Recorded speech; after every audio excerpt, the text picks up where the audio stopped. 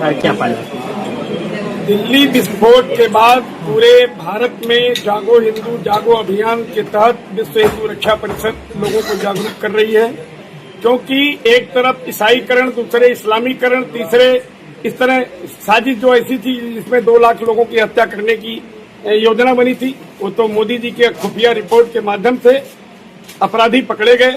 अब अपराधियों को उम्र कैद की सजा न देकर के सीधे फांसी की सजा देने की मांग को लेकर के विश्व हिंदू रक्षा परिषद लगातार चिट्ठी भी लिख रहा है, प्रदर्शन भी कर रहा है। ऐसी स्थिति में अगर हिंदू नहीं जागेंगे तो आने वाले समय में इस्लामी राष्ट्र ये बनेगा, और इस्लामी राष्ट्र जब बनेगा तो जो हिंदू बचे हुए हैं, जो आज लगातार ईसाईकरण या इस्लामीकरण हो रहा है, वो देश के लिए बहुत घातक है।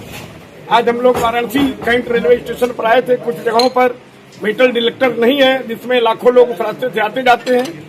यहाँ रेल अधिकारियों से बातचीत हुई है, इस पर इन लोगों ने कहा कि बहुत जल्दी लगेगी, और हम लोग भी पत्र लिखेंगे कि अगर बजट पैसे की कोई समस्या का समाधान कराना है तो निश्चित रूप से हम लोग उस पर मदद कराएंगे।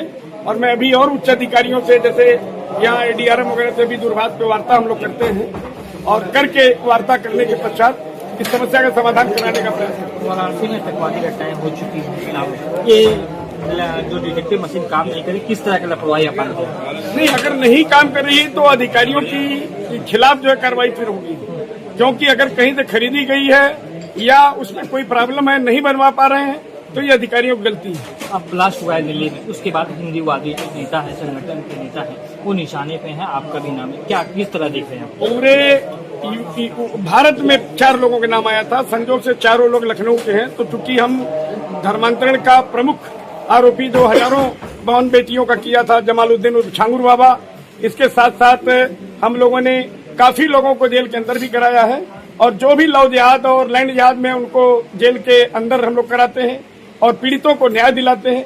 इसलिए विश्व हिंदू रक्षा परिषद के राष्ट्रीय अध्यक्ष होने के नाते हम लोगों को भी निशाने पर रखा गया है। लेकिन जब तक प्रभु की इच्छा नहीं होगी तब तक कोई निशाना कुछ भी करे, उससे कोई फर्क नहीं पड़ता। जाना तो सबको है, लेकिन ये जरूर है कि हम हिंदू राष्ट्र निर्माण के लिए लगे हैं और लगे रहेंगे। हमारी टीम पूरी काम कर रही है, पूरे भारत की काम कर रही है। विश्व का दूसरे नंबर का सबसे बड़ा संगठन है, और दिल्ली ब्लास्ट के बाद केवल यही विश्व हिंदू रक्षा परिषद ही ऐसी है जो दूसरी बार प्रोग्राम कर रही है। अभी लखनऊ में किया था, आज वाराणसी में भी कई जगहों पर जागो हिंदू जागो अभियान चलाने का कार्य कर रही है। खुफिया तंत्र ने आपसे बात की, आपकी सुरक्षा पे भी बात किया, क्या हुआ सुरक्षा को लेकर आपसे? खुफिया तंत्र ने ये कहा कि आप आतंकियों के निशाने पर हैं, बस अलर्ट रहिएगा। तो ये जानकारी होने के बाद हम लोग अलर्ट होने के बाद अभी देखिए ट्रेन से आए हैं, और हम लोग डरते तो है नहीं, और ट्रेन से अकेले आया हूँ, हमारे पदाधिकारी यहाँ के थे।